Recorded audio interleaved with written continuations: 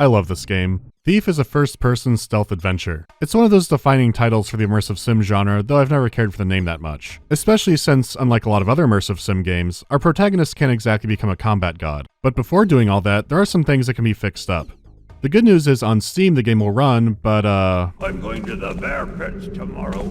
It may be running too fast, and we can do better. Okay, so Thief uses the Dark Engine. It was made for Thief, and all of 3 games used it, including Thief 2. So not the best odds for having long-term support. But the GOG version is significantly better. It runs correctly, has widescreen, more options. How did that work out? Well, they used the new Dark Engine. They didn't make that. It comes from someone only known as the Raven.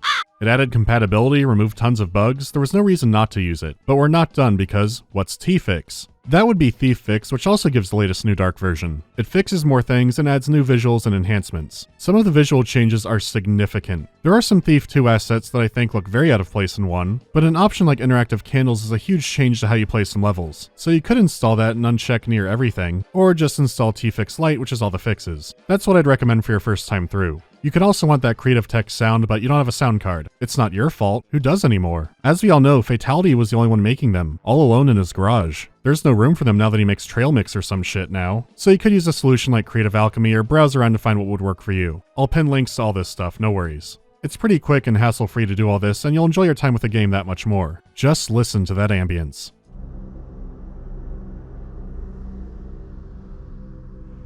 Look, I'm saving the really good examples for later. For now, let's start the game with the most late 90s intro imaginable.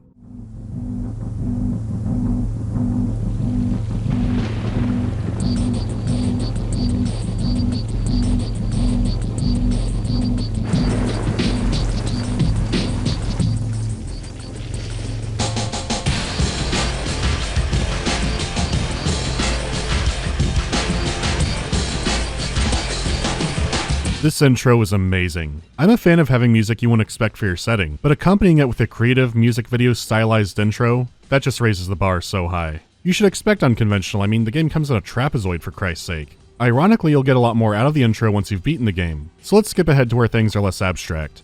The story follows a property reassigner named Garrett. He started life as an urchin, pickpocketing on the streets to survive, until one day his talents were noticed and he was brought into a mysterious organization known as the Keepers. The Keepers trained Garrett further in honing his stealth and other skills, but he eventually left to pursue his own life of thievery. And the game follows just that, playing Garrett's various crime jobs until things get weird. I'll talk more about the story and writing later, but for now that's all you need to know. Garrett's a fun character and you really are along for a ride with him.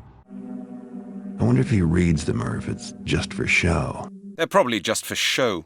Meant to impress the ladies. Let's start with the visuals. Thief takes place in a gothic medieval setting, with a few twists here and there. You travel from cathedrals to mansions to graveyards to tombs. Then again, a tomb is just a country club version of a graveyard for rich people. But anyway, it's a dark and creepy world. And in the game. Despite being an early 3D game, it has some fantastic art direction. I find a lot of it striking even today. Of course, it is a game from '98, so not everything can be a winner. Especially character models, but what can you expect? What's really cool and central to gameplay is the lighting. Sticking to the darkness is key for survival, so the game has dramatic shadows to complement this. It's straightforward, though if you're still unsure, your light gem will show how exposed you are. This is what the game considers absolute darkness, so you could just assume that Garrett has really good night vision. Of course, as a treasure hunter, you might want to leave some lights on if you can. Leaving on a torch or fireplace can help find trinkets in a room, and flipping on electric lights can help you find your bearings in a confusing layout. Oh yeah, I didn't mention that. It's also a steampunk setting. Well, kind of. Once again, that's more of a broad term. It's more of a medieval setting that happens to have some electronics. There's no top hats and gunpowder or everything relying on clockwork.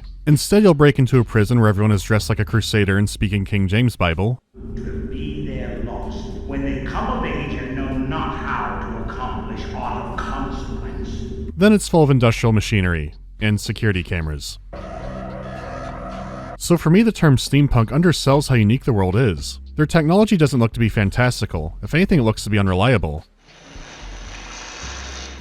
Thief 2 is a different story, but that's for another day. So style-wise, it's a unique looking game, and the lighting effects especially elevate the atmosphere. Still, even above that, when I think of Thief, I think of sound. There are first-person games today that don't propagate sound as well as Thief does. You can hear how far guards are, gauge how loud your footsteps are being. If you lean against a door, you can eavesdrop and even make a guess on how big the room is based on the echo. Even with the sound quality being so compressed, the effect makes it work masterfully. Besides how light and shadows are cast, you're keeping an eye on the floor's surfaces too. The fancy carpet is almost silent to walk on, whereas something like ceramic tile or metal will be loud and echo. So you need to avoid the loud surfaces or use your tools to make them quieter. It makes you really pay attention to the sound in a way that a lot of stealth games still don't. The ambient soundscape is great too, so there's a lot of enjoyable listening.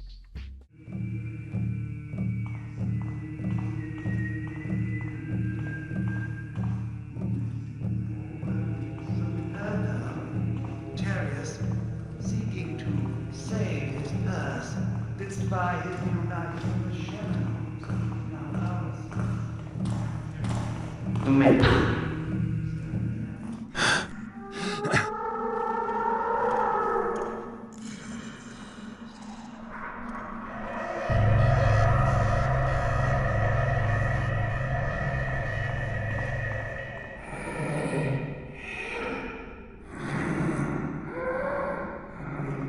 Okay, enjoyable might have been the wrong word, but it's good. There's a tension to playing Thief and the sound immerses you in it.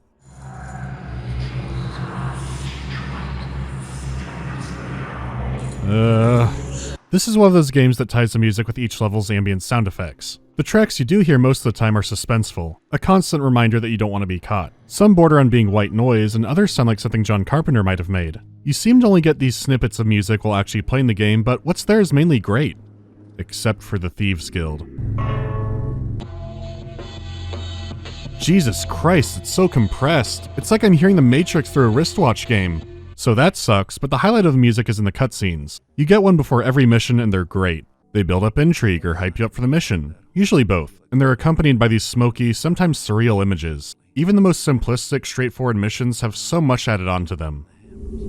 Farkas is one of the few merchants willing to risk selling to an independent like me, and his prices are steep. But the other choice is to let one of the so-called city wardens give me orders, and take a cut of my profits. They've been after me for years to join one of their stables, but I'm not interested. Maybe they'll get the idea and give up. More likely, they'll just ramp up the threats. I was contacted by a woman named Victoria.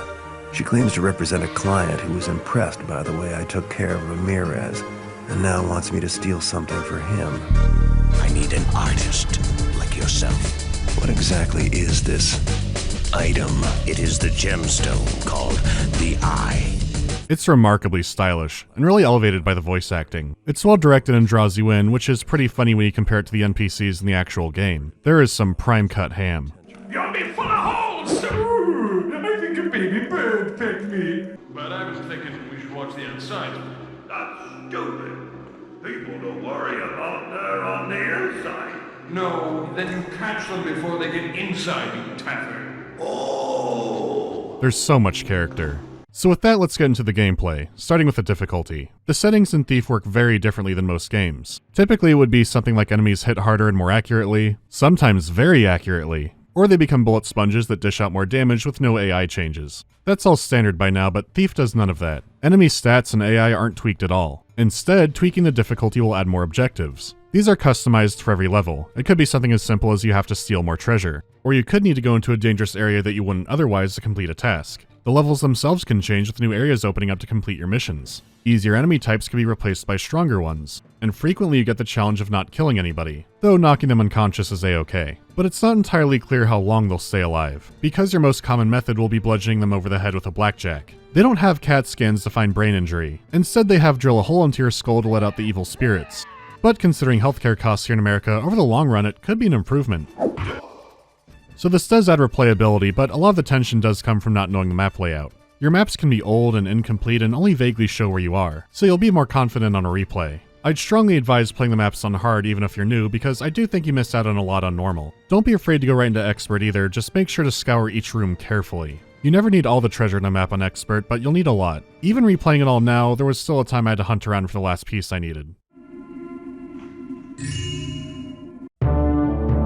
Oh, thank God. Speaking of treasure, you do get to cash out, it's not just for show. Before each mission, there will be some items you can buy and more unlock as the game progresses. What's important here is that money does not carry over between missions, so whatever you grab in one heist is only good for the next. Anything you don't spend is wasted, so you do want to try and zero it out. I know some people don't like this, but I've always found it to be a blessing. I'm the kind of guy who holds a health potion in a game until the end of time, So in Thief I have an incentive to use all my tools rather than wait for a rainy day that never comes. And there are all kinds of tools at your disposal. The blackjack mentioned before is good for non-lethal takedowns, but only if they're caught unaware. If you come from the front, it's not a Vulcan nerve pinch anymore, you're just beating them to death with a blackjack. So you do have some proper lethal options at your disposal. You have basic broadhead arrows for striking from range, which are later complemented by fiery arrows for breaking the Geneva Convention at a distance, and then you have a trusty sword for killing up close. It's a simple system of knowing when to time your hits and parrying. What's kind of funny is that even years after this, there were still highly acclaimed melee-focused games that wouldn't let you parry on command. But here in Thief, you can have a proper duel. So really, why bother sneaking? The guards don't seem too bad. Jesus Christ, there are so many guards. And these enemies get fast. There's no way I can keep up. So there's a lesson to be learned here. And you are warned in training. Garrett's a thief. Garrett is not a master sword fighter. The melee on your end has a stiffness to it. Your swings might keep up with some early enemies, but they'll pale in comparison to even mid-game ones. Because you can win these fights, but the racket might attract more enemies, and it's just not as efficient as being sneaky. Your enemies are dangerous.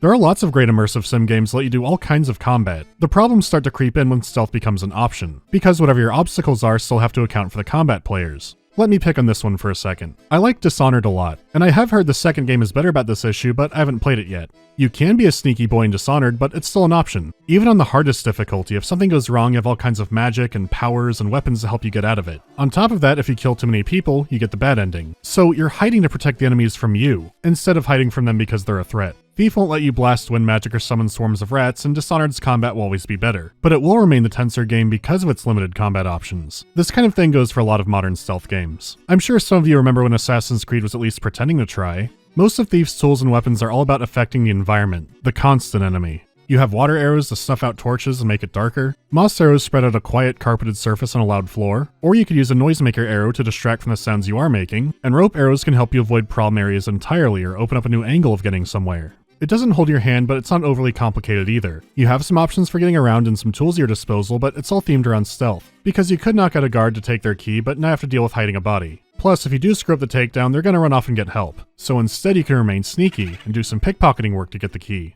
If you do have to fight, why do it fairly? Give them the Korean DMZ special and litter some landmines around. It really is just that easy. As much as I do like a straightforward fight, I do like games that let you be unconventional. Thief's method of dropping you down in a big map with multiple objectives and limited tools is awesome, and I always get excited to see more games like that. When I first played Ground Zeroes, I thought the Phantom Pain would be that on a large scale. It didn't seem too crazy to me back then, but I was also one of those weirdos who put far too much time into it. That turned out not to be the case. So now I want to go over Thief's levels and pacing. It's a roller coaster. After completing your training, your first real mission is to break into a manor. This mission is still training you how to navigate Thief. Even breaking in, there are all kinds of caches and side passages to explore. Sneak quietly, steal quickly, don't get caught. There aren't many surprises here, and it makes for an excellent introduction. You can pick up tidbits of lore here and there and learn more about how the world works. They just don't make bears like they used to. Whoa. When that's all done with, the second mission is when things get more elaborate. It's a prison break-in, and the map is significantly more complex. The entire thing is built over a mine where the undead are roaming free. True to their name, the undead aren't staying down when you kill them. It's very much a 0 to 60 experience. You're introduced to the supernatural, more dangerous enemies, louder floors, cameras, alarms. It's a big step, but still a break-in mission. It's expansive, but it gives you a better idea of what to expect for the length of the missions. It's really the next one where opinions start to get divided. The Bone Horde is even more of a maze, but you don't have to hide from guards this time. I'm guessing they wouldn't be able to find their way around. Instead, you fight traps, puking lizards, and hordes of undead. You can still sneak around them, but stealth doesn't seem to be the focus here. Instead of a sleuthy B&E, this is a tomb raid. Understandably, a lot of players hated this shift. Getting caught doesn't matter as much anymore. There are no humans to spare, so everything is free to be killed. Based on the expectations set by the missions before, there's some fair critique out there. My take is that this tomb raid is fucking sick. This is one of my favorite video game dungeons. Sure, you could go full paladin and start smiting the undead like they're on sale, but you don't have to. You can use your agility to dodge past the enemies, use rope arrows, lead them into traps. I've always found it odd to see people describe it as a combat-centric level when it's really not, and that's a choice. I mean, they're zombies. They're dumb, they're slow. If you don't want to deal with them old brains, just walk around them. The Brap Lizards aren't exactly scientists either. I've always seen the Bone Horde as a movement and navigation test. Nearly all the major treasures are about avoiding traps, mastering a jumping and climbing, or both at the same time. It's a good case of wax on, wax off for some later levels, though it is abrupt for Mission 3. It is a sprawling tomb, and even the prison had a clearer layout once you get inside of it. Starting to get the hang of guards and then being thrown into this definitely offsets some people. But I've always found it fun, even if it wasn't what I was expecting. That said, the Golden Bone treasure that got added in could have been implemented a lot better, but I'll talk about Thief Gold in a moment. Typically, most people who hate the Bone Horde are really happy with the next mission. This one has you tailing some guards through the city, and if you've played some other stealth games, you might think it's a time waster. But no, you break into an even more elaborate manner than the first mission. There are tons of options and secret passages for getting around. Then you have to escape back out of the city. So following the guards there meant you were learning the layout, and it wasn't for no reason. It is so good. In the base game, my favorite mission is right after this. But the game I and most people will be playing is Thief Gold. It changes some things around in some existing levels, but most importantly, it adds 3 more. So instead of an awesome level, which I won't be talking about until spoilers, we get the Thieves Guild. So how does that go? Well, the map starts promising with a restaurant that then goes into a sewer and... oh god. How big is this map? Oh Jesus Christ. The Thieves Guild is huge, and it's a maze. It starts promising with a restaurant and hidden underground casino, but then it becomes a sewer, and mostly stays a sewer. When you're not walking through actual shit, the basements aren't very detailed and just ugly. The thing is, there are still cool parts about the Thieves Guild. When you are out of the sewers, you have 2 unique houses to break into. As the title says, it's against a new faction, a gang of thieves. They know who Garrett is, and if they see you there, they cry out and can't believe you're actually doing what you're doing. It adds context into who Garrett is and has some good ideas, but there's... okay, where do I start? Okay, I'll be generous. I don't think that the Thieves Guild should be wiped off the face of the earth. The first issue is the pacing of where it is in the game. The Bone Horde was a curveball, but this is a much worse one for different reasons. The mission before it, Assassins, is a great heist map. It's very open, and there are a lot of options for entering the building. Even the Bone Horde was in a tomb, but it didn't feel too restricting. Compare that to the Thieves' Gutter, which is very much so. You need to do pump Sudoku to open doors and other back and forth garbage. So much looks the same. I could eyeball some landmarks before, but this was the first time I really had to use my compass and map in tandem. And if you do that, the sewer navigation is more tolerable, but still annoying. So if the map is such a convoluted maze, why not move it farther into the game? Because you can't for story reasons. This is the last of the roughly standalone missions before the story kicks off. In the base game, you later had to find 4 special objects, and 2 of them were in 2 maps. Gold Edition added 2 more maps, so each object would have its own unique mission. It didn't break the narrative, it just added some more into it. The new Mage Towers mission has you conquer some elementally themed obstacle courses. Where the other levels tried to have grounded backstories, this one seems the most like a video game. I got the distinct feeling that the Dark Engine couldn't really comprehend moving platforms, which makes me question some later decisions even more, but the many aren't in this game yet. Do not let fear control your path, Garrett. Or maybe they are. The final mission they added has crab people, and an opera theater. That's the best of the gold maps, so I won't say more on it. These later 2 maps are big, but they fit in with the overall pace. The Thieves Guild has to be Mission 5, so how could it be fixed up? Well, if the sewer was an option and there was a heavily guarded overworld, that might make it more appealing, but the map is already so dense that maybe they were at their limit. The sewer areas could have been more distinct, and there are a few that stand out. A criminal underground city could be cool if it was more distinct. Finally, some of the back and forthing could be cut down because it's unnecessary. I've been the shit far too long as is. If I remember right, in Civi's Petty Thief series, he said for the Thieves Guild to be destroyed completely. I can understand that, especially coming from a man who is just plagued by sewers. But if you're new to Thief, you can save at the beginning and then just use a cheat code to skip the level. Try it again after you beat the game, because you might find more to it after playing some of those later missions. The first time through, I hated this mission, but on replay, I think that goes to Mage Towers instead. The trials are fine the first time through, but it is exceptionally linear. Which is a shame because the keep in the center is a lot of fun, but you have to do so much to get to that part. Great! Before I get into spoilers, I want to talk about how the game tells its story. Ironically, you're mainly kept in the dark about what's going on in the larger world. Garrett faces off against city guards, other criminals, and a religious organization called the Order of the Hammer. The thing is, none of these groups are pure evil or anything. You get the sense that everyone is just trying to get by. How's it going? Garrett's not out for vengeance or anything. So I decided to go after that horn Felix talked about. Not like I had a whole lot of choice, really. The rent is due. My landlord's even tougher than the Hammers. He's crawling through haunted tombs because he's trying to make rent. That's relatable. However, there's still a great focus on the Hammers. They worship a mythical figure called the Builder, and his imagery is everywhere. They're a technocracy, all about moving forward, constructing, and inventing. They also have a strong sense of keeping order. Build up the city, hammer down dissent. This makes them perfect ideological rivals. It's not personal, but almost all they do makes Garrett's job harder. Water arrows can't put out their electric lights. Their wonders of metal and tile flooring are way louder to walk on. They actively imprison Garrett's fences and contacts and other troublemakers. Hammers make, Garrett take. The best part is that they don't tell all this through an in-game encyclopedia or something. It's all conveyed through dealing with them by playing the game. The level design and some environmental storytelling is great. Like, here's an example. And I don't even know if it's intentional. At this point in the game, you've probably seen an ornate bedroom. Fancy head and footboard, lots of treasures in the room, and it's away from main guard quarters. Deep in a hammerite facility, you get the same sense that you're where the elite hang out. The stonework is becoming ornate, the hammer iconography is showing up more. It's getting bougie.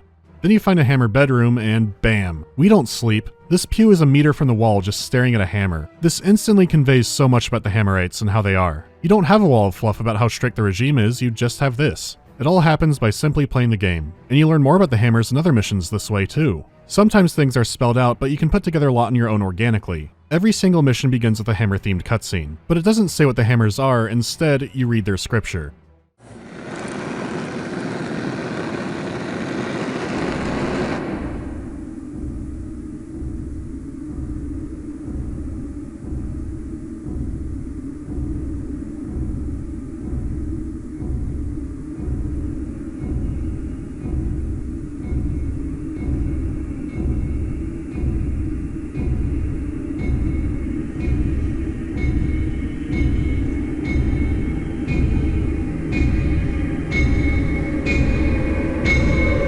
I love it so much. There's one level I have to talk about and more story to cover, but that's it for non-spoilers. So if you want to get past all those, go to here. Okay, the sword. This is my favorite mission in the game and flat out one of my favorite video game levels. Garrett is hired to steal a magical sword from an eccentric noble named Constantine. This would make your third break into a mansion, so you have some confidence behind you. Just like the others, the front is heavily guarded, so you look for another way in. The difference is, compared to the other jobs, you barely know anything about what's inside. There's not much room for casing the place out either. All you can tell is that the building is a lot bigger than the other ones, and why is that window crooked? A little strange, but it's easy to get in. After the Bone Horde, you've gotten pretty good at climbing. It's a lavish mansion and there's a lot of treasure to be found, but it's well guarded and some of it is more hidden. The deeper you go, the more strange things become. The rooms don't make sense anymore, they don't seem to have a purpose. Even the layout of the more mundane rooms seem like something's off or elongated. It was supposed to be a normal job, but things keep getting creepier. The orientation of rooms shift completely, and eventually the mansion just gives up pretending it's supposed to be something normal. And while all this is happening, the guards are still on the hunt. It is such a trip. Why is there a jungle inside this? Are the rooms and furniture going to keep flipping? What's the deal with the shrunken town or the gigantic room? Why is the laughter in the walls getting louder? If the other levels had you feeling deep behind lines, this one really does it. You have no help, no expectations, it's just you versus the madhouse. Up until now, every map had logic and purpose behind its use, and now you've been thrown completely into the deep end of what the hell is happening. For narrative purposes, Garrett doesn't need to say anything. His only remark on any of it is when you actually get the sword. Time to take my new sword and get out of this crazy place. That was it. The madness isn't overly foreshadowed, and it's not constantly talked over. It's a kind of restraint that I wish some other games had. At the end of all of it, it turned out it was Constantine who hired you. The entire job was to test how good you were for his real assignment, stealing an artifact called the Eye from a haunted cathedral deep inside undead territory. But unlocking the cathedral means taking some other jobs to get the talismans to open it. This leads to a twist, and I've heard some friends call it a bad one. Constantine and the artifact are actually evil. Yeah? The keepers have sealed the door, and only they know how to open them. I never got the vibe this was an artifact for good. The one tightly sealed inside a cathedral because it fell to ultimate evil? You're being hired by a powerful and wealthy man who isn't using other channels to do this? I never saw this guy and his assignment being bad news as a twist. It's the degree of just how bad he is. I can't tell you how pleased I am with you, Mr. Garrett. I simply can't find the words. But perhaps Victoria can help me in that regard. She has such a way with them. Yes, we are both so very pleased. Victoria? Even though the eye is defective. What? Victoria is quite right, Mr. Garrett. I don't mean to sound ungrateful, but this eye is completely blind. It's a rock. It's what you asked for. Am I gonna get paid or not? Of course. Victoria, are you prepared to give Mr. Garrett his compensation?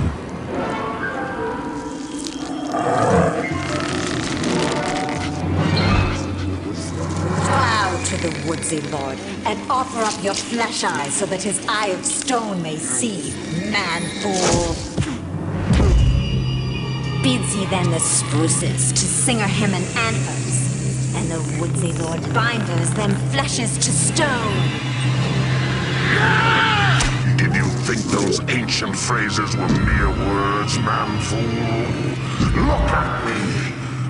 I am the Woodsy Lord, the trickster of legend. Did you think those ancient phrases were mere words? The scriptures before the missions were worth paying attention to, and the levels had some hints as well. The nemesis of the Hammers were pagans and forest spirits, all of which were led by the Woodsy Lord who they believe the builder drove off, which means some of that artwork had more to it as well. The mansion and the sword now lines up too. You're not dealing with another weird 1%er, he's a pagan god. Garrett has just found out that Satan is real and he's helped his plan somehow. He doesn't quip or swear revenge for getting his eye taken, he does this, cowering in pure horror. This shit is nuts. It's such a real reaction. What's also cool is you have no idea what his plan is unless you explore around in a level. His ultimate plan is to wipe out human civilization and snuff out all light. Once my dark project is realized, they shall know again to fear and love their lord. Not only is the writing stellar, but there's a lot of irony here too. Taking away luxuries and snuffing out light is what you've been doing all game, and now someone is out to do it to everyone and everything. So the Hammers, who you've been plaguing all game, team up with you to stop him. Narratively, this is all great, but as for the missions themselves, it's not the high point. Two of the missions have maps that are partial remixes of what you played before. The mansion from the sword is now being overrun by plant life and strange new creatures, and a hammer temple is being actively invaded. It's not the remixing that's the issue, but these missions are strongly pushing you towards combat now. You can try to sneak around and run past them like you could in the Bone Horde, but there are less options now, and it seems more set up for confrontation. One mission will even add a kill enemies objective if you damage one, so it seems like a lot of fighting inside some anthills. And unlike before where getting around that stuff was an option, here it feels like you're playing it wrong. The final mission is the complete opposite. Instead of constant combat— oh shit! Jesus Christ. Here you can blow past everything. It's still an anthill, but this time you have a ton of room to move around, and it's very linear. It is neat running around in a Chaos Realm, and there are some standout moments, but it feels like wasted potential. I don't get the sense of it being an ultimate test of skill or anything. It's way too simple for that. The final boss is doing a sneaky item switcheroo. Once again, this is a piece of cake, but you know, I feel kind of thankful. There could have been a terrible stiff boss fight. This is at least appropriate for the game, and frankly I'll take a quiet ending over a painful one any day. The world is saved. The Hammers give Garrett a shiny new eye for his troubles, and that's it until Thief 2. So, final thoughts. Thief has its stumbles, some things are stiff and awkward, and even after years of community fixes, things can bug out sometimes. It's no less cheesable than any stealth game now. Even when things are working, the later levels do have some confusing direction behind them. But all that is expected because this is the first of its kind. You didn't have a first-person stealth game like this. The series went on, but there weren't many imitators. There were a lot of other immersive sim games, but they focused more on becoming more powerful rather than staying vulnerable. Tons of stealth games came out, but most went to third person. Thief is still an amazing game all these years later, and when you're done with the campaign, there are loads of fan missions to play. Because of its age, it stays cheap, and it'll be even cheaper for the next while. A lot cheaper. The on-screen link or pinned comment will make it 86% off. The entire trilogy is on sale for 90% off. There was some good negotiating. So in that vein, I'm not done yet. Come back next time for Thief 2. It'd be fun to go through the whole trilogy, maybe the Dark mod. It'll happen eventually. Hopefully before Gloomwood.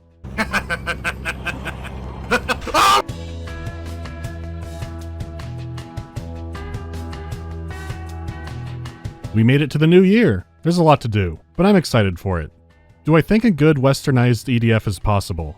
I don't want to say it would be impossible, but I think a westernized version would either be way too dark or way too tongue-in-cheek. They're on such a tightrope already, but they make it work. Which fellow YouTubers can you beat in a fist fight?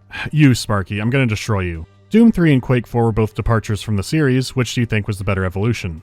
I mean, evolution is a strong word for it. I definitely like Quake 4 a lot more as a sequel to Quake 2. I always thought the Strogg were a really creepy and fascinating enemy. It's been so many years that I should probably give Doom 3 another chance, but I think Doom 64 was what I was looking for. If you've never played Doom 64, I highly recommend that. Any plans of making a Bannerlord video now that it's out? Someone asked me about Bannerlord in one of these a long time ago. I'm pretty sure I said I'd be dead by the time it came out. The thing is, it's early access, there's still time. If I make it to the 1.0 or whatever the release version is, then sure, there'll be a Bannerlord video. But until then, there's more to do. This is no place for you. I don't think there's a way in. This is your last